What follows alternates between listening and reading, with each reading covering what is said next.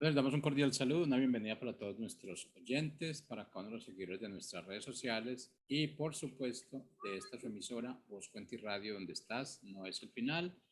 Hoy es miércoles y estamos ya al mediodía. A esta hora, pues, tenemos nosotros al pastor Julio Carías con su segmento Establecidos en el Nuevo Pacto.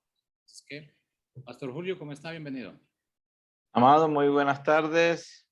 Gracias a Dios estamos bien, bendecidos en Cristo. Saludos a todos los que nos siguen en las redes sociales, los que se conectan, los que pueden acceder al programa después, está allí colgado en las redes y son altamente bendecidos y edificados por la palabra. Continuamos con la serie que empezamos la semana pasada, llamados a ser discípulos. Ya en el día de hoy vamos a tener principios del discipulado, principios que nos alinean al desarrollo de esta competencia.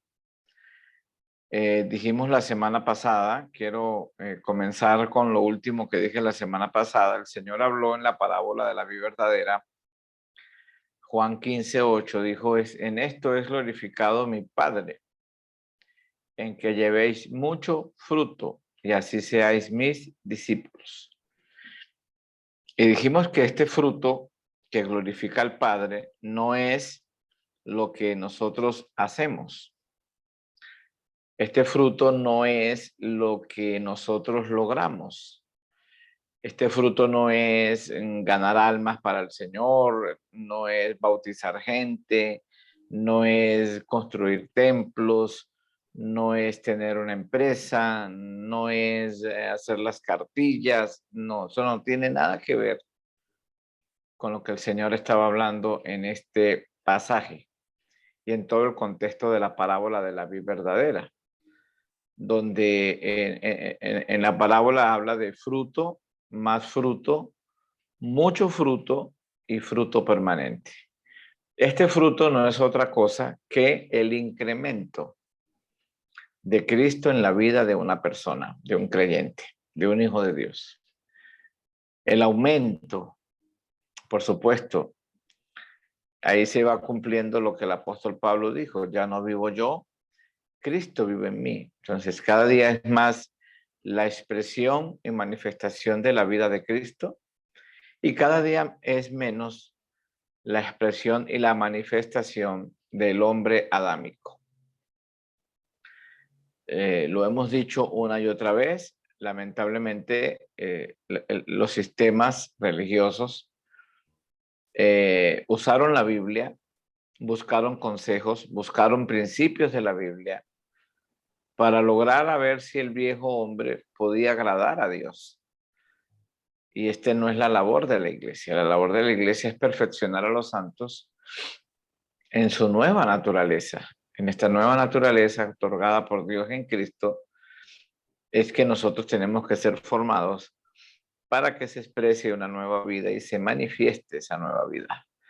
Esto es lo que trae gloria al Padre.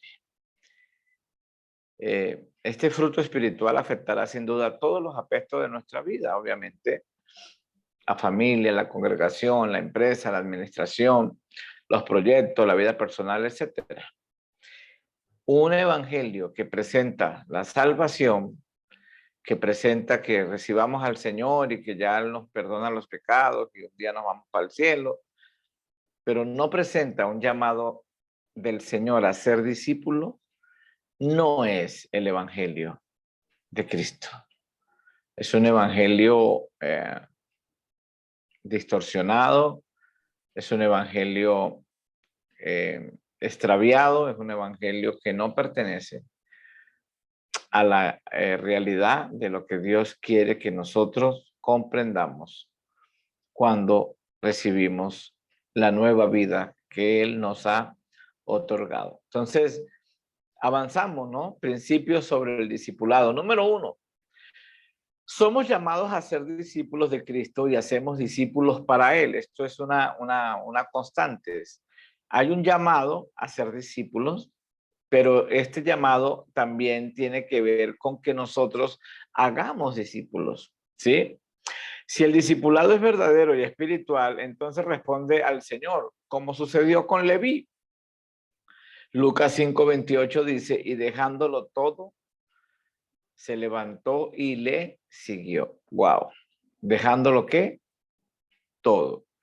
Dispuso su vida, su corazón, su mente para seguir al Señor.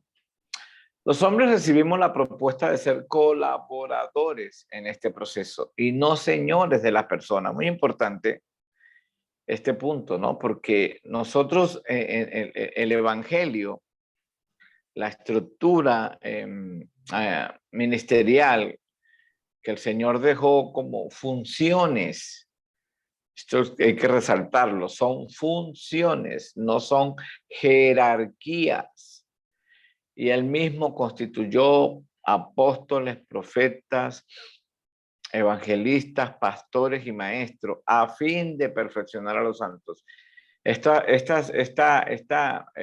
rama quíntuple del ministerio fue establecida como un don de Dios a la iglesia, como una gracia de Dios a la iglesia expresada en estas 5 formas, para que funcionaran en el sentido de ser colaboradores de Dios en esta labor discipular, en esta labor de perfeccionar. Y no para que estas personas usaran estos dones que Dios ha otorgado en Cristo para volverse señores de las personas. Esto lo vemos mucho en la iglesia tradicional, donde el ministerio vertical ha colocado arriba al que es presidente del ministerio, ahí al ladito están los que le colaboran inmediatamente, más abajito otros, pero abajo está el resto, como que los que no tienen el nivel para llegar a los que están arriba, y eso es algo que ha pervertido el evangelio y ha hecho que la iglesia sea enseñoreada por personas en vez de tener colaboradores en un proceso. Pablo lo dice claro, hasta que todos lleguemos, todos tenemos que llegar en esa labor discipular a esa unidad de la fe, al conocimiento del Hijo de Dios, al varón perfecto, a la medida de la estatura de la plenitud de Cristo. Todos. Esto es un asunto de todos, no es un asunto de una élite ni de jerarquía. Entonces, en este sentido, podemos discipular a otros desde un plano humano y natural, cuando nos enseñoreamos de ellos. Pero en las realidades espirituales es el Espíritu Santo de Dios el que hace el verdadero trabajo y los hombres colaboramos con esa realidad. ¿En qué colaboramos? En llevar a las personas por el Espíritu al entendimiento de lo que ellos ya son en Cristo. Ya son, o sea, el tema es que esa naturaleza que se ha otorgado por gracia en la vida del creyente pueda crecer, pueda fluir, pueda expresarse, pueda manifestarse. Allí somos colaboradores. Lamentablemente, yo siempre lo digo, yo vengo de ese contexto donde los ministros que están arriba quieren que la gente de abajo sean como ellos. No, usted tiene que ser como yo. No, no, no, no. Eso es pervertir el evangelio. Uno no tiene que ser, hay modelos, hay personas que uno puede, sí, seguir. No las personas, los principios, los valores que quizás determinada persona ministerialmente ha usado y los ha puesto en práctica para que en ellos Cristo sea una realidad y yo puedo mirar, pero yo no estoy aquí apuntando a que yo tengo que ser igual a fulano de tal. La medida, el varón perfecto es Cristo, no es un líder, no es un apóstol, no es un pastor, no es un ministro de la congregación. La medida que yo tengo que tomar y mirar para yo llegar es Cristo. Y en eso Pablo dice, Primera de Corintios 3:9, porque nosotros somos colaboradores de Dios y vosotros sois labranza de Dios, edificios de Dios. Colaboramos. Un colaborador no tiene el diseño lo tiene el ingeniero, el arquitecto, el que está edificando la obra, el que tiene el plano. A nosotros nos han llamado es a colaborar con este plano que ya eternamente fue diseñado. Mire, hay personas que no tienen ni idea de lo que significa servir a Dios en el tema de lo que Dios quiere que se construya. Yo he dicho esto y siempre tomo cosas y los vuelvo y lo repito. Cuando usted lee la Biblia, cuando usted lee todo lo que Dios mandó a construir en su tiempo, las personas que hicieron las cosas como Dios lo dijo, no oraban para que la gloria de Dios se manifestara. Yo no veo a Noé orando, Señor, derrama tu gloria, Señor, derrama tu poder. No, Noé hizo lo que Dios le mandó a hacer como Dios le mandó a hacer. Dios mandó a construir un arca. Esa arca era un tipo, una sombra, una figura, un cuadro de Cristo, de salvación, de la puerta, del que está en él, es salvo. Amén. Eso es una figura del antiguo pacto, pero lo que quiero tomar es que Dios dice cómo la tenía que hacer.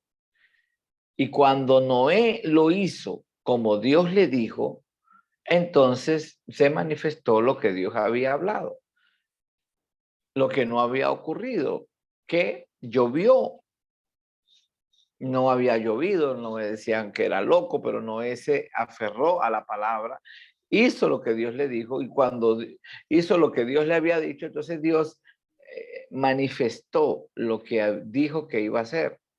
Entonces, no era Noé orando para que lloviera, no hay un texto donde dice, y Noé dobló sus rodillas 40 días para que Dios mandara la lluvia. No, Noé lo que hizo fue construir el arca.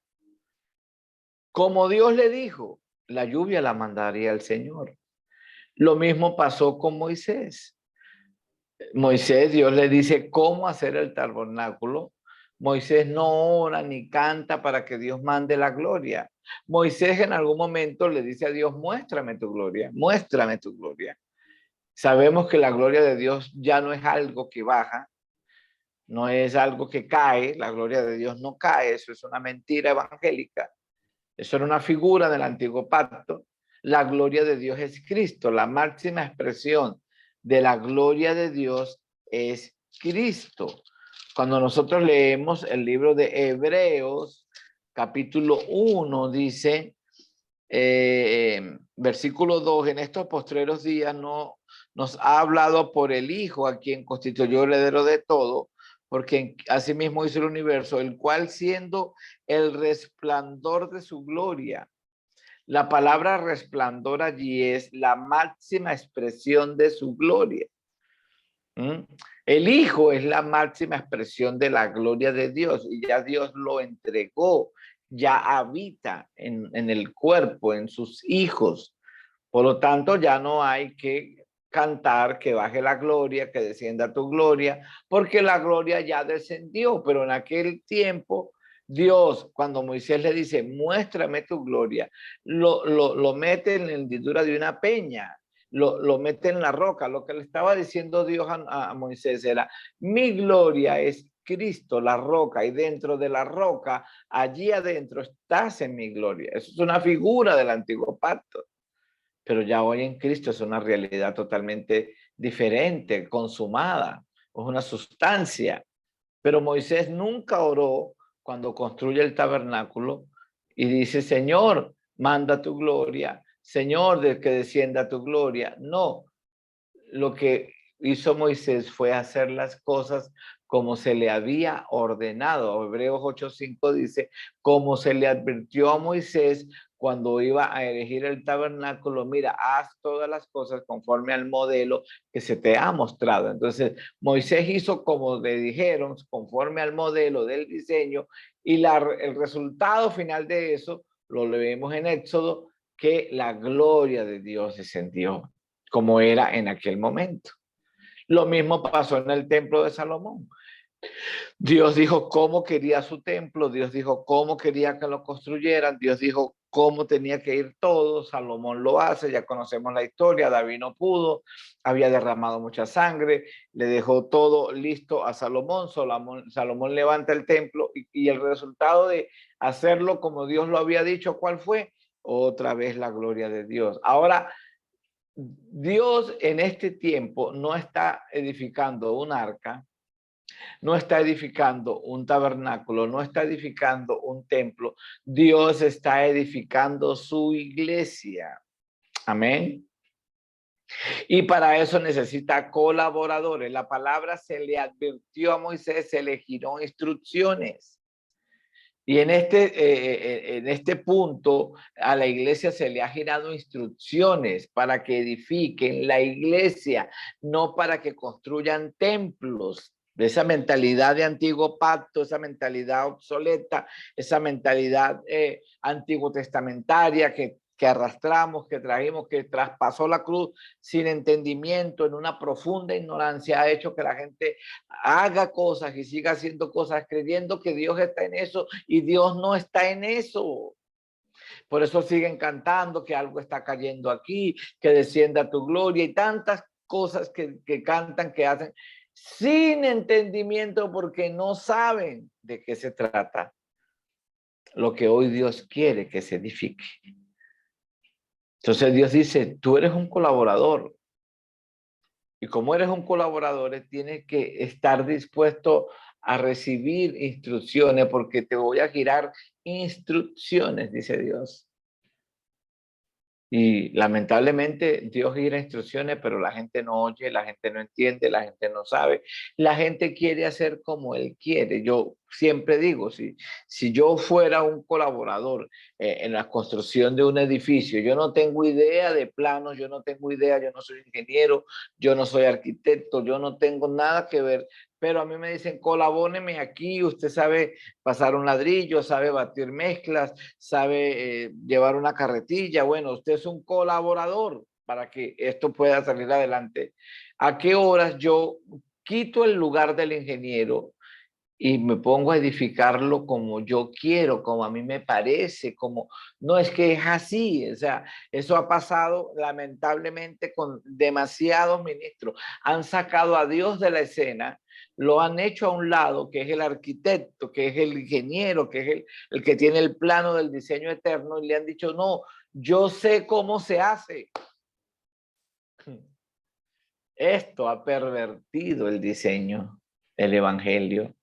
Por supuesto, el resultado nunca será, porque la religión muestra resultados de templos llenos, de congresos, de tantas cosas, pero ese no es el resultado que Dios está buscando. Dios está buscando un fruto. Su Hijo tiene que ser expresado y manifestado, tiene que ser formado en su iglesia. Por eso es que hay muchos que no tienen ni idea. Yo dije, mire, en este punto yo pudiera quedarme bastante tiempo. Yo les dije que les iba a hablar de Timoteo. Y Timoteo, Pablo le dice a Timoteo en la segunda carta, capítulo 2, verso 15, procura con diligencia presentarte ante Dios aprobado como obrero que no tiene de qué avergonzarse, que usa bien la palabra de verdad. Esa palabra que usa, yo quisiera más adelante explicar todo el texto, porque ameritaría todo el programa, pero quiero dejar aquí este punto. La palabra que usa, la palabra usa en el original es la palabra ortotomeo. Ortotomeo, es una palabra compuesta. Orto, que es recto, vertical. Tomeo, un plano horizontal. Es lo que está diciendo Pablo a Timoteo. Timoteo, si tú no tienes un entendimiento de lo vertical, de la obra ya consumada, de lo que ya Dios hizo en Cristo, para manifestar su propósito eterno, para sellarlo con la sangre del pacto eterno. Si tú no tienes un entendimiento de lo vertical, donde las instrucciones ya están dadas, tú no podrás hacer un trabajo horizontal en la tierra.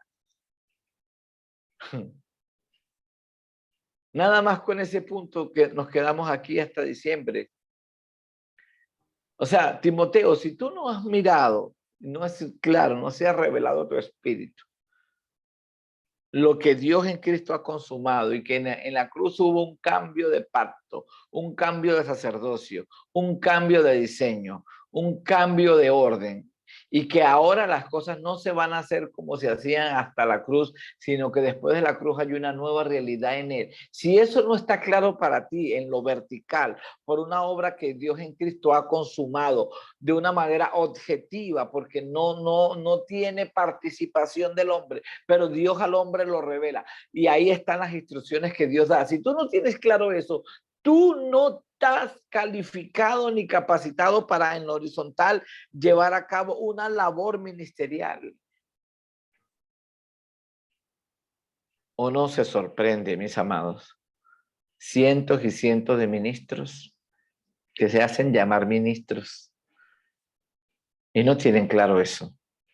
Toman la Biblia, los levitas, la presencia, busquemos la presencia, busquemos a Dios, los mismos ritos, liturgias, sombras, figuras, tipo, hacen una mezcla de todo, predican lo que les parece, no tienen absolutamente el entendimiento de lo que Dios quiere edificar hoy, no están confirmados en la verdad presente.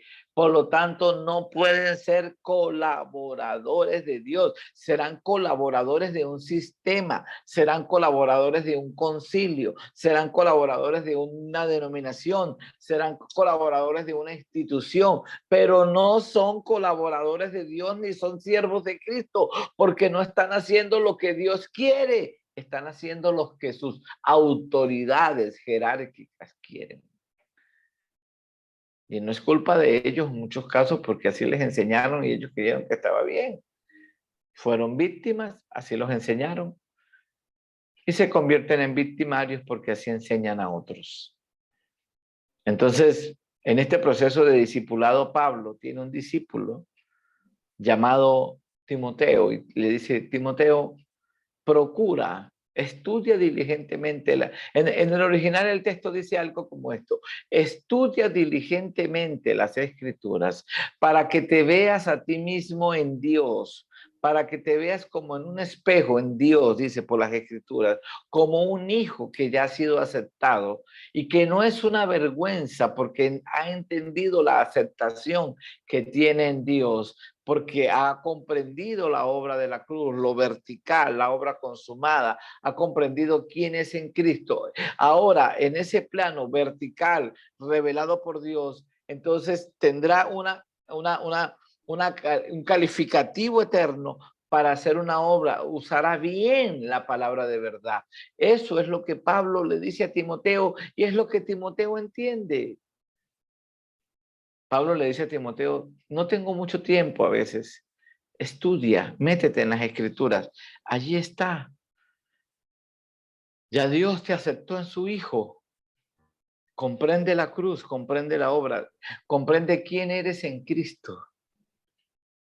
Es todo lo que necesitas. Entonces, a partir de esa revelación, de ese entendimiento, de esa luz que Dios traiga por el Espíritu, estarás capacitado para que en lo horizontal, en lo terrenal, en lo humano, puedas hacer la tarea.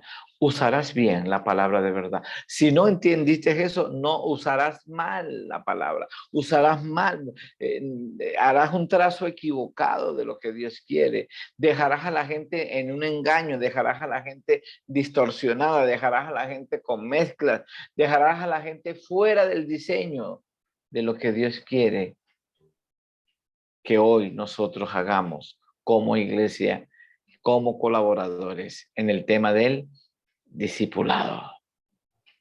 Entonces, es importante comprender esto porque si esto no se comprende, agarramos a Dios, que es el diseñador, el que tiene el plano, el que hace el propósito eterno en su Hijo, lo hacemos a un lado y entonces empezamos a hacer las cosas como a nosotros nos parece.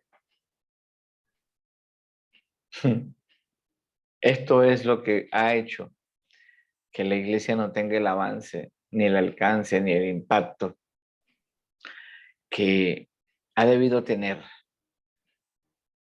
porque no estamos haciendo las cosas como Dios quiere que las hagamos. El resultado final de edificar la iglesia que Dios quiere, ¿cuál es? Su gloria. Su gloria. Mire, la expresión final de la gloria del Hijo o de Dios en su Hijo es la iglesia. Pero no la iglesia evangélica que conocemos, sino la iglesia que ha sido impartida de la verdad presente, que está haciendo una tarea realmente de perfeccionar a los santos, de que quieren agradar al Padre, de que buscan el fruto que el Padre quiere y requiere, que es la vida de su Hijo, de esa iglesia que estamos hablando. La capacitación para el discipulado viene de Dios. Lo hemos dicho, es nuestro texto base en este programa. La segunda carta a los Corintios 3, 4, 5 dice: tal confianza tenemos mediante Cristo para con Dios, no que seamos competentes por nosotros mismos para pensar algo como de nosotros mismos, sino que nuestra competencia proviene de Dios, el cual nos hizo ministros competentes de un nuevo pacto. Nuestra competencia proviene de ¿quién? De Dios. Vuelvo a lo mismo. Es Dios el que nos hace competentes. Jesús dijo: separados de mí, nada podéis hacer. Sin el entendimiento de lo que Dios en Cristo nos ha otorgado, nos ha hecho, dice, nos hizo ministros competentes. No es que Dios lo va a hacer. No es que Dios va a hacer eso. Ya lo hizo, ya es una realidad, ya está listo, ya. Ahora, ¿cuál es nuestra labor ministerial? Notificar al creyente, perfeccionarlos en las competencias para que no las ignore, porque nadie puede ser competente en algo que ignore o en algo que desconozca. Eso es algo imposible. Un ministro que esté haciendo la labor ministerial en cualquier ámbito e ignora cuáles son sus competencias como ministro competente del nuevo pacto, es una expresión de algo que no tiene que ver absolutamente nada de lo que Dios quiere edificar, de lo que Dios quiere construir, de lo que Dios quiere mostrar a través de su iglesia. O sea, en otras palabras, es un incompetente.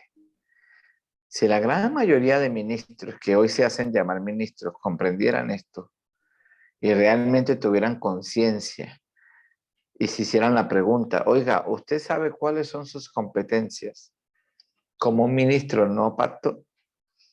La verdad que la gran mayoría debería, si tienen dignidad y vergüenza, deberían declararse incompetentes y decirle: Señor, no sé, Señor, enséñame, ayúdame, porque ¿cómo puedo ser competente en algo que ignoro? Pero lamentablemente la gran mayoría cree que sabe cómo se hace, cree que sabe que lo que se tiene que hacer, lo que se tiene que impartir, sin el entendimiento. Por eso la importancia de este programa, establecidos en el nuevo pacto, establecidos en el nuevo pacto. Un ministro competente del nuevo pacto tiene que tener claro sus competencias, dónde ha sido establecido por Dios y cuál es la realidad que tiene en Cristo para él como colaborador, pero también para las personas que Dios le va a colocar bajo su administración. Porque si yo tomo una persona como ministro y no lo dejo en la realidad, entonces yo esta persona lamentablemente la voy a distorsionar, la voy a extraviar, la voy a dejar fuera. Yo lo dije en estos días. Dios en Cristo nos ha hecho ministros competentes del nuevo pacto. La religión nos vuelve evangélicos, nos vuelve cristianos, nos vuelve pentecostales, nos vuelve bautistas, nos vuelve metodistas, nos vuelve puritanos, nos vuelve calvinistas, etcétera, etcétera, etcétera. Esas son cosas que se las inventó el hombre. A Dios nunca se le ocurrió. Dios dijo, tú eres un ministro, eres un hijo de Dios y como hijo te he hecho un ministro competente del nuevo pacto, un rey, un sacerdote. Eso es lo que tenemos que saber. Y si no lo sabemos, entonces no estamos calificados para hacer la tarea que Dios quiere. Padre, te doy gracias por tu palabra. Alumbra los ojos de nuestro entendimiento. Levanta en esta generación ministros competentes del nuevo pacto, que no ignoren las competencias a las cuales tú nos has llamado a ser discípulos para edificar tu iglesia y perfeccionar a los santos para la obra del ministerio. En Cristo Jesús, amén. Saludos para todos, gran abrazo. Seguimos con este tema la semana que viene.